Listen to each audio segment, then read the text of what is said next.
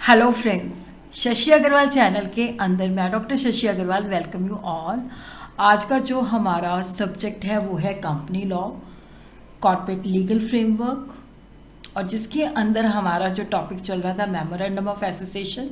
तो आज हम मेमोरेंडम ऑफ एसोसिएशन के अंदर करेंगे डॉक्ट्राइन ऑफ अल्ट्रा वायर्स।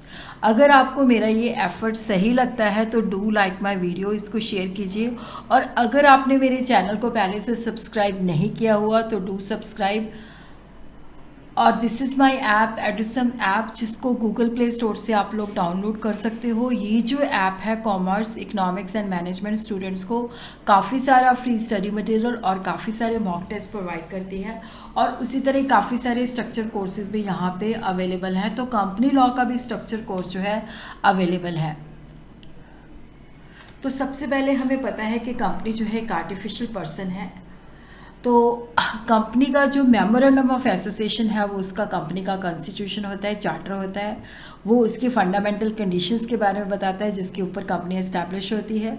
तो जो ऑब्जेक्टिव मेमोरेंडम ऑफ एसोसिएशन के अंदर लिखे होते हैं वो कंपनी उनसे बाहर नहीं जा सकती। अगर बाहर जाती है तो वो जो कोई काम जो मेमोरेंडम ऑफ एसोसिएशन की बाउंड्री के बाहर है तो वो अल्ट्रा वायर होता है। एक company has the power to do all such things जो कि कंपनी एक्ट परमिट करती है और जो उसके ऑब्जेक्टिव के लिए एसेंशियल होते हैं, और उसी तरह जो चीज़ें उसके ऑब्जेक्टिव के लिए रीजनेबली एंड फेयरली इंसिडेंटल होती है। तो जो मेमोरेंडम ऑफ एसोसिएशन की ऑब्जेक्टिव क्लॉज है वो कहते हैं कि कंपनी जो है जो ऑब्जेक्टिव मेमोरेंडम के अंदर मेंशन है उन्हीं ऑब्जेक्टिव को चेज करे, उसके अलावा कोई दूसरा ऑब्जेक्टिव नहीं। मेमोरेंडम ऑफ एसोसिएशन जो है कंपनी का कॉन्स्टिट्यूशन है, कंपनी का चार्टर है, तो कंपनी उसके बाहर नहीं जा सकती। अगर कोई भी एक्टिविटी वो एक्सप्रेसली और इम्प्लाइडली जो मेमोरेंडम ऑफ एसोसिएशन ऑथराइज नहीं करता उसके बाहर जाती है तो वो अल्ट्रा वायर होती है। तो अल्ट्रा का मतलब होता है बिहाइंड, वायर का मतलब होता है पावर। कि जो मेमोरेंडम ऑफ एसोसिएशन के बाहर वो काम करती है तो वो कंपनी के पावर के बाहर होता है। और जो भी चीज़, कोई भी एक्टिविटी जो मेमोरेंडम के बाहर होती है वो अल्ट्रा वायर होती है और वो वॉइड होती है।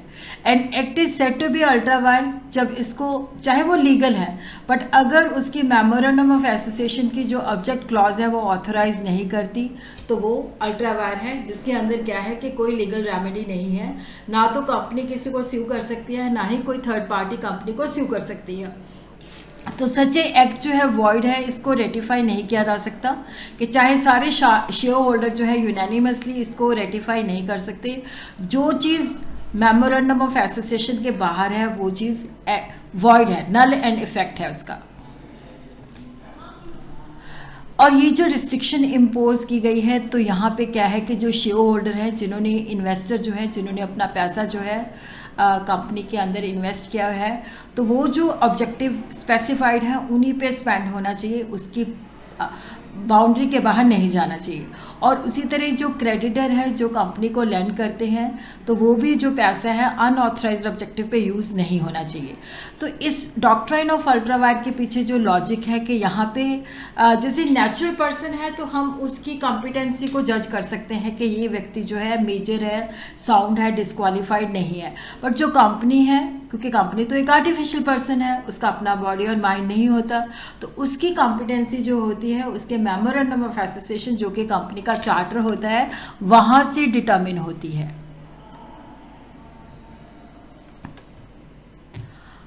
तो इसके अंदर Ashbury Railway carriage and Iron Company Limited versus Riche case है। मेमोरेंडम ऑफ एसोसिएशन ने कंपनी को पावर दी कि वो मेक और सेल और lend on hire railway carriage and wagons. तो वहाँ पे उन्होंने to carry out the business of mechanical engineers and the general contractor. तो कंपनी ने ऋषि के साथ कॉन्ट्रैक्ट किया जिसके अंदर था कि जो बेल्जियम के अंदर रेलवे लाइंस की कंस्ट्रक्शन करनी थी उसकी फिनांसिंग के लिए। तो यहाँ पे जो कॉन्ट्रैक्ट था उसको सारे मेंबर्स ने रेटिफाई भी कर दिया, लेकिन कंपनी ने कॉन्ट्रैक्ट को कैंसिल कर दिया। तो अदर पार्टी जो थी उसने डैमेजेस के लिए कंपनी को स्यू किया। तो वहाँ पे जो कंटेंशन थी कि contract in question came well within the meaning of the word general contractor and that is within the power of the company. और majority of the shareholder ने इस कॉन्ट्रैक्ट को ratify किया था। लेकिन वहाँ पे जो कोर्ट के अंदर ये डिसीजन लिया गया कि ये जो एक्ट है मेमोरेंडम के बाहर है, तो इसलिए ये वॉइड है, तो ये कंपनी के ऊपर बाइंडिंग नहीं है। कोई भी ऐसा एक्ट जो मेमोरेंडम से बाहर है, उसकी बाउंड्री से बाहर है, तो वो कंपनी को बाइंड नहीं करता। और जो एक्ट अल्ट्रा वायर है वो वॉइड है और उसको सारे मेंबर्स यूनानिमसली भी रेटिफाई नहीं कर सकते। और जो अल्ट्रा वायर कॉन्ट्रैक्ट है वो कभी भी कंपनी को बाइंड नहीं करता।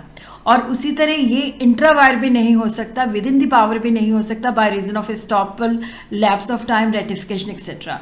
जो चीज़ मेमोरेंडम ऑफ एसोसिएशन की बाउंड्री के बाहर है वो वॉइड है, वो कंपनी को बाइंड नहीं कर सकती। तो यहाँ पे जो मेमोरेंडम ऑफ एसोसिएशन के अंदर कि कंपनी जो है अपनी जो उसकी बाउंड्री है उसी के अंदर ही उन ऑब्जेक्टिव को चेज करे। तो यहाँ पे है कि जो प्रोस्पेक्टिव शेयर है, पब्लिक है, उसको प्रोटेक्ट करना है कि उनके पैसे की मिस यूटिलाइजेशन नहीं होनी चाहिए। और उसी तरह एक हम और केस देखते हैं, इनरी जोहन बियोफोर्ट लंदन लिमिटेड। एक कंपनी को मेमोरेंडम ऑफ एसोसिएशन ने परमिट किया था कि वो कॉस्ट्यूम बना सकती है, गाउन जो है बना सकती है।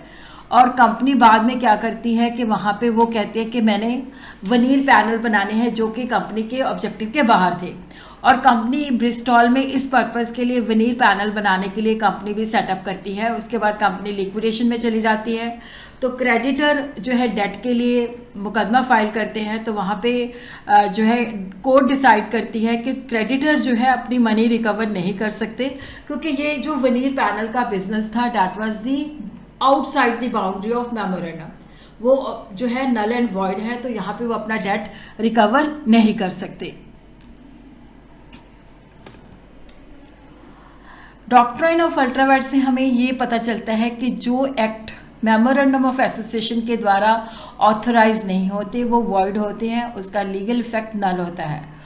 कोई भी जो ट्रांजैक्शन अल्ट्रा वायर है वो कंपनी को बाइंड नहीं करती, ना ही दूसरी पार्टी को बाइंड करती है, इसलिए उसको सारे मेंबर्स मिलके भी रेटिफाई नहीं कर सकते। और उसी तरह अगर कोई व्यक्ति जो है कंपनी को पैसे देते हैं अल्ट्रा वायर पर्पज़ के लिए तो वो भी रिकवर नहीं हो सकती। बट अगर वहाँ पे हो जाता है कि इस पैसे से ये गुड्स परचेज की गई हैं, अगर उसको गुड्स को ट्रेस आउट किया जाता है तो वो रिकवर हो सकती है। और जो act ultra vires the director है but intra vires the company है तो उसको रेटिफाई किया जा सकता है। बट जो act ultra wire memorandum of association है उसको जो है रेटिफाई नहीं किया जा सकता। उसी तरह कोई ऐसा एक्ट जो आर्टिकल ऑफ एसोसिएशन की बाउंड्री से बाहर है but with in the power of memorandum of association है उसको भी रेटिफाई किया जा सकता है, जिसके लिए हमें आर्टिकल ऑफ एसोसिएशन जो है स्पेशल रेजोल्यूशन पास करके आर्टिकल ऑफ एसोसिएशन को अमेंड करना पड़ेगा। तो डॉक्ट्राइन ऑफ अल्ट्रा वायर हमें बताता है कि जो भी एक्ट हम करते हैं अगर वो अल्ट्रा वायर एक्ट है तो वो लीगल बाइंडिंग नहीं होती, वो वॉइड होता है और उसको सारे मेंबर्स मिलके जो है रेटिफाई नहीं कर सकते। Now we will see what are the effects of the ultra vires. तो अल्ट्रा वायर जो कॉन्ट्रैक्ट्स होते हैं वो वॉइड अब इनिशियो होते हैं कि जैसा कोई कंपनी ऐसा कोई एक्ट करती है जो कि अल्ट्रा वायर है तो ये जो एक्ट है एब्सोल्युटली वॉइड है, legal and no legal null effect है, कोई लीगल रिलेशनशिप नहीं होता है, इसको रेटिफाई नहीं किया जा सकता और कंपनी इस एक्ट के लिए बाइंडिंग भी नहीं है और कंपनी को भी नहीं कोई स्यू कर सकता और कंपनी भी किसी पार्टी को स्यू नहीं कर सकती। Injunction company has no the capacity to do these acts which are behind the scope of the power which is given on by its memorandum of association। तो अगर कोई कंपनी ऐसा काम करती है जो उसकी बाउंड्री के बाहर है तो कंपनी को जो है रिस्ट्रिक्ट किया जा सकता है। अगर वो कोई ऐसा ऑब्जेक्टिव फॉलो करती है कि जो कि अल्ट्रा वायर है तो जो है कोर्ट से इंजेक्शन लाके कंपनी को रोका जा सकता है। इसी तरह इस केस में देखते हैं London country council versus attorney general. तो काउंसिल के पास पावर थी ट्रैमवे को रन करने के लिए, तो उसने क्या किया, ओमनी बस को चलाना शुरू किया ताकि ट्रैमवे के लिए वो पैसेंजर ला सके। तो जो रनिंग ऑफ दी ओमनी बस था वो कंपनी की ऑब्जेक्टिव से बाहर था, अल्ट्रा वायर था। तो काउंसिल जो थी रनिंग दी ओमनी बस को वहाँ पे इंजेक्शन लाके उसको रोका गया कि आप नहीं चला सकते, ये कंपनी के ऑब्जेक्टिव के बाहर है। Breach of the warranty of authority. देखो कंपनी जो है एक आर्टिफिशियल पर्सन है तो कंपनी को जो बोर्ड ऑफ डायरेक्टर्स जो है वो रन करते हैं, तो डायरेक्टर ऑफ द कंपनी जो है इसके एजेंट्स हैं, तो उनकी ड्यूटी होती है कि वो वही काम करे जो कंपनी के पावर के अंदर है। हर एक एजेंट जो है वो ये अश्योरेंस देता है कि प्रिंसिपल जो है उसको कॉन्ट्रैक्ट करने की पावर है। जब प्रिंसिपल के बिहाफ पे एजेंट जो है कॉन्ट्रैक्ट करता है और उसी तरह जब डायरेक्टर ऑफ द कंपनी जो है थर्ड पार्टी को परसुएड करते हैं, कन्विंस करते हैं कि ये जो ट्रांजैक्शन है तो हमारे साथ एंटर कर, तो वहाँ पे क्या होता है कि वहाँ पे वो उसको अश्योर करते हैं। और अगर वो चीज़ ऐसी करते हैं जो कंपनी की पावर के बाहर है, तो वहाँ पे क्या है कि डायरेक्टर्स के अगेंस्ट जो है एक्शन लिया जा सकता है for the breach of the warranty. तो इसके अंदर हम एक केस देखते हैं, weeks versus प्रॉपर्ट। A railway company had already exhausted it's boring power. Railway company की बोरिंग पावर जितनी मेमोरेंडम ने परमिट किया था उतनी वो यूज़ कर चुकी थी, उसके पास कोई और बोरिंग पावर नहीं थी। डायरेक्टर ऑफ द कंपनी क्या करते हैं, लोन्स और डिबेंचर के लिए प्रपोजल इनवाइट करते हैं। तो मिस्टर वीक जो है वहाँ पे वो लोन देता है 500 पाउंड का, जो कि एक्सेप्ट हो जाता है और उसको डिबेंचर इशू कर दिए जाते हैं। और ये जो लोन था अल्ट्रा वायर था, तो इसको वॉइड माना गया। डायरेक्टर ने तो यहाँ पे कोर्ट ने कहा कि जैसे डायरेक्टर जो है they are the agents of the company. जब उन्होंने न्यूज़पेपर के अंदर ऐड दिया तो वहाँ पे उन्होंने इस चीज़ को अश्योर किया कि उनके पास पावर है बोरो करने की, जबकि उनके पास नहीं थी। तो यहाँ पे क्या है कि डायरेक्टर जो है पर्सनली लायबल है for the breach of warranty. तो कंपनी जो है लायबल नहीं है, बट मिस्टर वीक जो है डायरेक्टर जो है वो उनको उस ब्रीच के लिए पर्सनली लायबल है।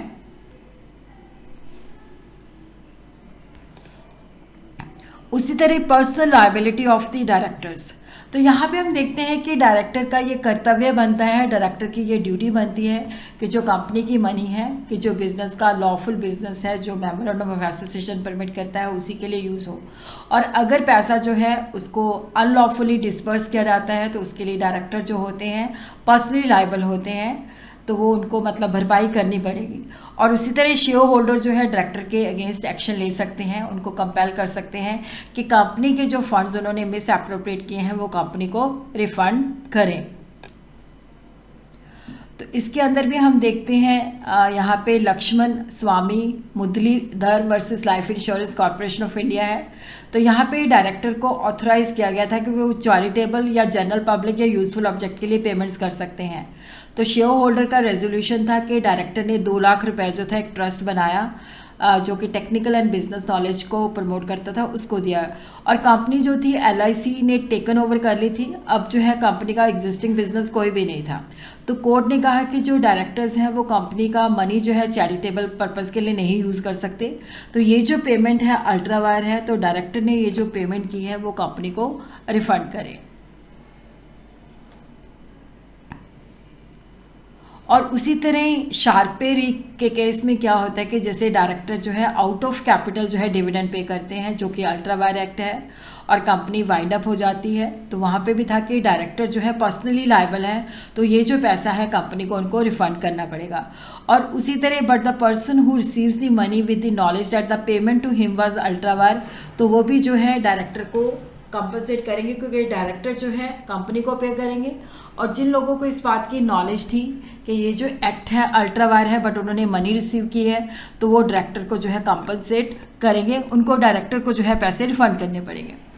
और उसी तरह क्या है कि अगर कोई कंपनी जो है अल्ट्रा वायर एक्सपेंडिचर से प्रॉपर्टी एक्वायर करती है, जैसे कंपनी की टेलीफोन वायर जो है कट हो जाती हैं, लेकिन इसके पास कोई पावर नहीं होती पुट अप दी वायर, तो यहाँ पे क्या है कि कंपनी जो है अपने डैमेजेस के उसकी टेलीफोन वायर्स कट हो गई हैं, चाहे वो मेमोरेंडम ऑफ एसोसिएशन के बाहर है, पर स्टिल जो है वो अपनी जो अल्ट्रा वायर रिक्वायर्ड प्रॉपर्टी है उसको प्रोटेक्ट कर सकती है और डैमेजेस क्लेम कर सकती है। उसी तरह अल्ट्रा वायर कॉन्ट्रैक्ट देखो, जहाँ पे कंपनी जो है अगर अपने ऑब्जेक्टिव के बाहर जाती है तो वो वॉइड होता है, उसका कोई लीगल इफेक्ट नहीं होता।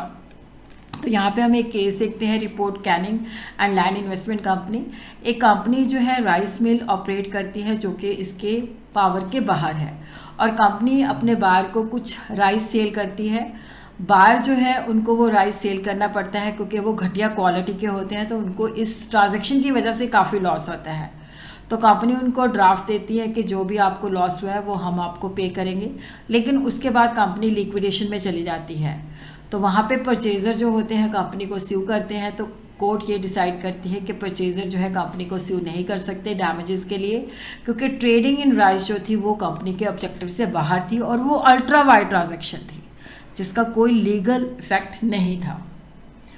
अल्ट्रा वायर बोरिंग, जहाँ पे पर्सन जो है कंपनी को लैंड करता है और कंपनी के पास या तो बोरिंग पावर नहीं है या उसने उससे ज़्यादा एक्सीड कर ली है, या बोरिंग इस पर्पज़ के लिए हो रही है जो कंपनी के पावर के बाहर है, तो वहाँ पे कॉन्ट्रैक्ट जो है वॉइड है, कोई एक्शन नहीं लिया जा सकता, क्योंकि अल्ट्रा वायर बोरिंग जो है वो कोई भी क्रेडिटर और डेटर का रिलेशनशिप जो है क्रिएट नहीं करती।